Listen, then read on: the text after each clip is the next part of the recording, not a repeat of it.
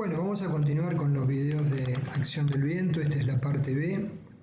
Vimos uno previamente, introductorio, y continuaremos de a poco metiéndonos. Nosotros sabemos que si bien la acción del viento es sumamente variable, punto a punto y instante a instante, desde el punto de vista de lo que es el diseño estructural, tenemos que traducir esas velocidades de viento en acciones equivalentes sobre la estructura y con base a ello diseñar la estructura que estemos evaluando con un grado de seguridad adecuado. Por ejemplo, un edificio en planta prismático, por la acción del viento, sufrirá en la cara izquierda barlovento una presión, en la cara azotavento a la derecha succión y en las caras laterales succión. En un corte en elevación esa presión es variable en función de la altura Z en la cara barlovento, y en la azotea, en el nivel superior, sufrirá una succión. Esto en términos generales muy simplistas. La intensidad de la presión en un punto dado va a depender de diversos factores tales como la forma del obstáculo, el ángulo de incidencia del viento, la velocidad y densidad del aire, las características superficiales del obstáculo y también la rigidez de la estructura. O sea que, más allá de que la velocidad estadística con una cierta probabilidad de no ser superada en tantos años sea una determinada, luego hay que evaluar sobre qué está incidiendo la acción del viento para ver las consecuencias estructurales. Cuando interponemos en el flujo del viento un obstáculo, dicho flujo debe rodearlo y genera, como vimos recién, presiones y succiones sobre el objeto. La energía cinética del aire en movimiento se transforma en energía potencial de empuje sobre el elemento si colocamos, por ejemplo, un cartel adelante del flujo del viento. La ecuación de Bernoulli se supone que el aire es un fluido incompresible, no viscoso. La energía cinética más la energía de presión permanecen constantes en cualquier punto, basándonos en la misma, tomando dos puntos, uno distante antes de que golpee el viento el cartel en un punto 1 y otro en el punto 0 donde el viento golpea el cartel. Tenemos que en el punto 1, alejado del obstáculo, la suma de la presión más un medio de la velocidad al cuadrado por la densidad del aire es igual a una constante. En el punto en correspondencia donde se produce el enfrentamiento con el cartel opuesto al viento, el segundo término es P0 más 0, porque la velocidad suponemos nula, es constante. Por lo tanto, el incremento de presión sobre el objeto es la suma, es la diferencia entre P0 y P1, y es igual delta P a aproximadamente un medio de la velocidad del viento al cuadrado por la densidad del aire. Como periodo de recurrencia se define como el tiempo que transcurre estadísticamente entre dos ráfagas de igual intensidad. Con base a la vida útil prevista para la estructura tenemos que adoptar el periodo de recurrencia y de tal forma la velocidad de diseño. Si llamamos periodo de recurrencia al tiempo que transcurre estadísticamente entre dos ráfagas de la misma intensidad, encontramos que a medida que aumenta la velocidad de ráfaga considerada, también va a aumentar el periodo de recurrencia. Como vemos en el gráfico de velocidades medias y de ráfagas, ¿sí? En la medida que el periodo de recurrencia aumenta, ambas velocidades medias y de ráfaga van a ser naturalmente mayores. Respecto del viento como acción estática equivalente, en la gran mayoría de las obras de ingeniería podemos asimilar la acción del viento como una carga estática equivalente. Esto es aceptable en general debido al carácter no periódico de las cargas de viento, a la poca sensibilidad de las estructuras frente a los cambios rápidos de carga cuando son de corta duración, las más frecuentes, y a la existencia en simultáneo de otras cargas considerables frente a las acciones del viento. La existencia de otras fuentes de errores, tanto respecto de los distintos tipos de carga de diseño adoptadas como respecto de las simplificaciones del modelo que representa la estructura real. Para tipologías particulares como puentes colgantes, puentes con obenques, mástiles, torres de gran altura o chimeneas de gran esbeltez, esto por supuesto no se cumple. ¿Sí? Hay que considerar la naturaleza dinámica del viento. Entonces el viento como acción dinámica para ciertos tipos de estructuras no es aceptable ignorar la variación de la acción del viento con el tiempo y debemos considerar su naturaleza dinámica. Ahora, ¿cuándo debo considerarlo así? Bueno, la mayoría de las veces es evidente, cuando las cargas de viento son predominantes, cuando la conformación de la estructura es tal que puede haberse afectado una parte importante de la misma por los efectos de la ráfaga, un cartel o bien una torre. El periodo propio de la oscilación de la estructura es del mismo orden que el de las ráfagas, cuando la construcción tiene un amortiguamiento propio reducido. Bajo estas condiciones se presentan en general en estructuras muy esbeltas, con periodo fundamental mayor a 2 segundos, lo que las vuelve sensibles frente a las ráfagas de corta duración. Y bajo estas circunstancias, la acción dinámica del viento puede llegar a duplicar o adoptar valores mayores aún que la acción estática equivalente. Con respecto al reglamento de aplicación en nuestro país, el 102/2005, se fundamenta en lo establecido en la especificación americana de las acciones, al igual que el reglamento 101/2005, el 104/2005. Lo que pasa es que fue subdividido según el tipo de acción. Entonces, sí cabe aclarar que en el reglamento de acciones, no de la última edición, que considera las velocidades de viento con periodos de recurrencia de cientos de años y por lo tanto son acciones de carácter último.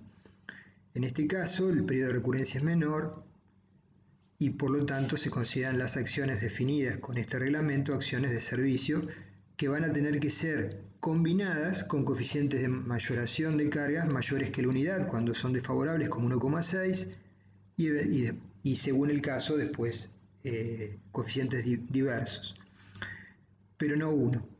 Entonces la velocidad básica del viento se define como la velocidad de ráfaga con un intervalo de 3 segundos de duración a 10 metros sobre el terreno, tipo abierto, como definimos en exposición tipo C, que viene asociada con una probabilidad anual del 2% de ser igualada o excedida, o sea, el intervalo medio de recurrencia son 50 años.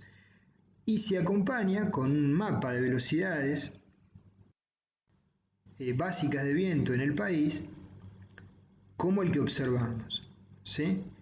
En donde decaer la localidad entre zonas de curvas habría que interpolar o tomar la más conservadora. Por ejemplo, se observa que en la zona patagónica, por ejemplo, Comodoro Rivadavia, las velocidades son las más elevadas, ¿sí? Y en la zona norte del país se reducen en forma sustancial. El reglamento diferencia, y esto es una cuestión bastante importante con respecto al anterior, que reemplaza, diferencia los elementos constituyentes del sistema principal que resiste las fuerzas de viento, llamado SPRFB, de aquellos que son componentes secundarios que resisten el cerramiento, CR, cubiertas de paredes y techo. ¿Y en base a qué concepto lo hace? Si graficáramos sobre un cartel de dimensiones importantes la presión del viento en un instante dado, tendríamos el dibujo a la izquierda. Es totalmente errática, hay puntos de altas presiones y otros de presiones significativamente menores. Ahora, si tenemos que diseñar un elemento que soporte la totalidad de ese cartel, que tenga la capacidad de tomar la resultante de esa carga, podemos considerar una acción media sobre el conjunto como el dibujo a la derecha.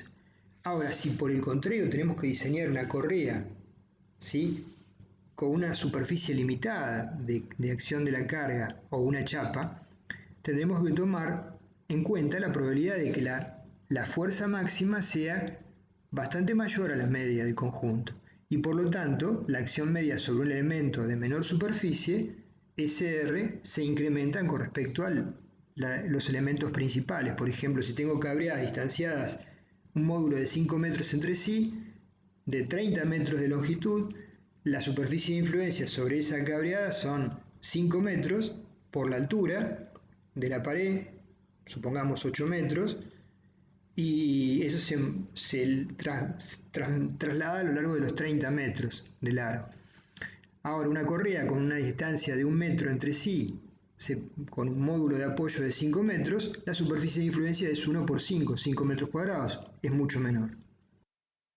Entonces tenemos para la estructura principal sistemas principales resistentes a la fuerza de viento y para las correas y chapas de cerramiento las acciones que consideran esta situación que eventualmente puede conducir a presiones mayores.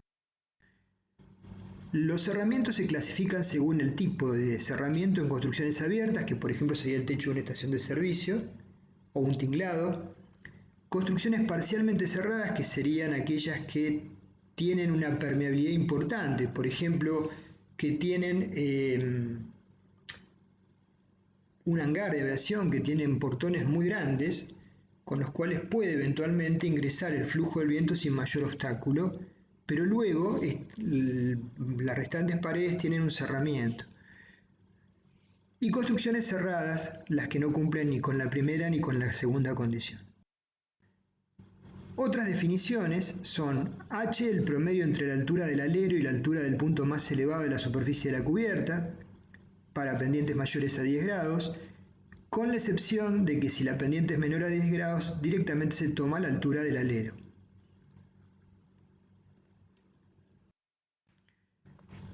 Se clasifican a los edificios de baja altura si cumplen con las condiciones que vamos a mencionar. La altura media de la cubierta H es menor o igual que 20 metros y la altura media de la cubierta no excede la menor dimensión en horizontal, es decir, sea B o A. Se define el factor de importancia en función del destino de la propiedad y el riesgo para la vida humana y los daños que pueda generar el colapso. Naturalmente, un galpón que arroje fardos de lana o un elemento de poco valor económico y no esté ocupado permanentemente por personas, tiene un factor de importancia menor que un hospital o un gimnasio o una escuela, ¿sí?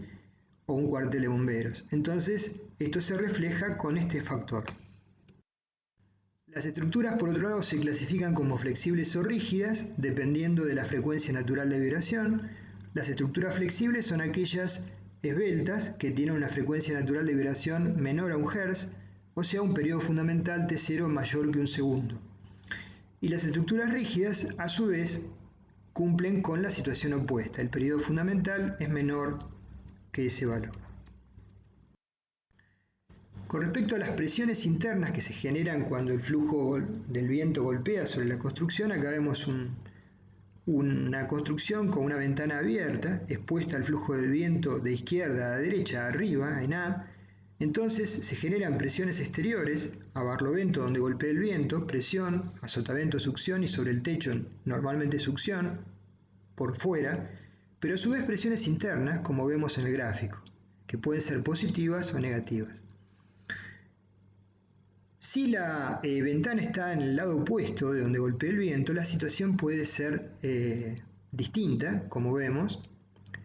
Y si acaso hubiese ventanas en ambos lados, naturalmente la posibilidad de las sobrepresiones internas disminuyen considerablemente, ¿sí? Entonces, bajo esa circunstancia, el valor de C sub I es significativamente menor. Un edificio cerrado no necesariamente tiene que serlo. Significa que puede tener aberturas más o menos uniformes para que el aire que entra por barlovento escape sin muchas dificultades por sotavento o las paredes laterales. Es decir, que no genere estas sobrepresiones internas C sub I relevantes. Un edificio parcialmente cerrado se considera un edificio que cumple con las dos condiciones siguientes. Esto parecería un poquito complicado, vamos a hacer un ejemplo de aplicación y vamos a ver que no lo es. El área total de aberturas en una pared que recibe la presión externa positiva excede a la suma de las áreas de aberturas en el resto del envolvente del edificio, paredes y cubiertas, en más del 10%. Pero además, el área total de aberturas en una pared que recibe la presión externa positiva excede el valor menor entre 0,40 metros cuadrados o el 1% de esa pared. Y nos define A0 como el área total de aberturas en una pared que recibe la presión externa positiva en metros cuadrados, AG el área total de esa pared con la cual AG está asociada en metros cuadrados, y AGI es la suma de las áreas totales de superficie del envolvente del edificio, envolvente, paredes y cubierta, que no incluye AG en metros cuadrados. Vamos a ver un ejemplo de aplicación. Tenemos un galpón a 2 aguas con medidas en planta de 32 metros de ancho y un largo de 70 metros. a 2 aguas, altura de cumbrera 12 metros. El galpón solo posee una abertura sobre la cara de 32 metros, que es un portón importante, de 16 metros de largo, ¿sí? Y de 8 metros de altura, con 2 aleros de 1,50. Las caras laterales y la de fondo son cerradas. Respecto de las restantes tendremos que hacer el análisis correspondiente. Entonces vamos a analizar qué pasa cuando el viento golpea desde la cara frontal. El valor de acero es la superficie de la abertura, 16 por 8, 128 metros cuadrados. AG es la superficie frontal, 32 por 8 más 32 por 4 sobre 2, 320 metros cuadrados. A0I sería la sumatoria de las aberturas de las paredes laterales, ¿sí? Y traseras. Supongamos que son ventiluces, una puerta pequeña de salida o ingreso de emergencia. Es 12 metros cuadrados. AGI es la sumatoria de las secciones de las paredes laterales, traseras y el techo. Entonces, sumando términos, 70 por 8 por 2, más 320, que es el contrafrente. 70 por 8 por 2 serían los laterales, más 73 por 18 por 2, que serían los faldones, 4.068 metros cuadrados. La pregunta, ¿A0 es mayor que 0,8 de AG? No verifica, por lo tanto no es abierto. Es evidente que no es abierto. Ahora, ¿es cerrado o es parcialmente cerrado? Para definirlo como parcialmente cerrado, A0 tiene que ser mayor que 1,10 de A0I, lo cumple. A0 ser mayor que 0,40 metros cuadrados, lo cumple. Y A0I sobre AGI ser menor que 0,20, también lo cumple. O sea que en la dirección frontal se considera parcialmente cerrado. Cuando el viento golpea en las restantes direcciones, el edificio es cerrado. Edificio abierto se define un edificio que tiene cada pared abierta al menos en un 80%. Entonces A0 tendría que ser mayor o igual que 0,80 AG en todas las paredes. Y bueno, ya dijimos que cerrado es el que no cumple las condiciones anteriores. Las definiciones sobre la permeabilidad de los edificios se refieren a seleccionar adecuadamente los coeficientes de presión interna GCPI que están dados en la tabla 7 del reglamento, que es la que vemos. En un edificio abierto el valor de presión sobre presión interna es nulo, ¿sí? No tiene por qué haberlo. En un edificio parcialmente cerrado es la situación más desfavorable, por ejemplo el hangar de aviación con un gran galpón frontal como el que vimos recién, donde el viento pueda golpear e ingresar y generar una sobrepresión interna muy grande porque no tiene posibilidades de salida. Entonces más o menos 0,55.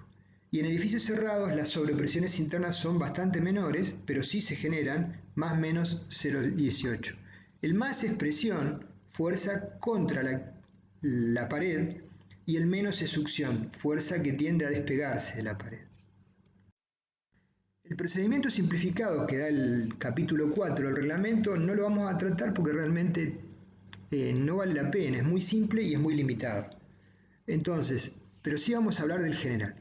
Factor de importancia está dado en la tabla 1, dice categoría 1, el valor de I es 0,87, 2, 1, 3, 1,15 y 4, 1,15. Para aquellos que vieron ya el video de acciones de nieve van a ver que hay muchas similitudes. ¿Por qué? Porque ambos fueron extraídos del código madre de Estados Unidos de acciones. Ahora, la importancia no está asociada con la categoría. La categoría 1 justamente no es la de mayor importancia, sino es la de menor. Fíjense cómo cambian los coeficientes si se incrementan en la medida que descendemos a categoría 4. ¿Y por qué hay categoría 3 y 4 con el mismo coeficiente de importancia? Porque justamente el formato está sacado del mismo código de acciones donde contempla la acción del viento, nieve, hielo, en el código madre. Entonces, el apéndice A, clasificación de edificios y otras estructuras, define las categorías de los mismos. Esto es totalmente igual a la acción de nieve y hielo, que ya lo vimos en un video previo. Categoría 1, edificios y otras estructuras que presentan un bajo riesgo para la vida humana, instalaciones agrícolas, temporarias. Categoría 3 son edificios que tienen mucho más compromiso, salas de atención médica reducidas, escuelas pero con poca capacidad, ¿sí? La categoría 4 son las edificios más comprometidos como grandes hospitales, centros de refugio ante tornados o eventos catastróficos, cuarteles de bomberos, centrales de energía, y por defecto todas las que no están dentro de 1, 3 y 4 son 2, que son básicamente las estructuras de habitaciones comunes, de departamentos o locales comerciales comunes. ¿Sí? Acá está la definición de las 4, que son las de mayor riesgo.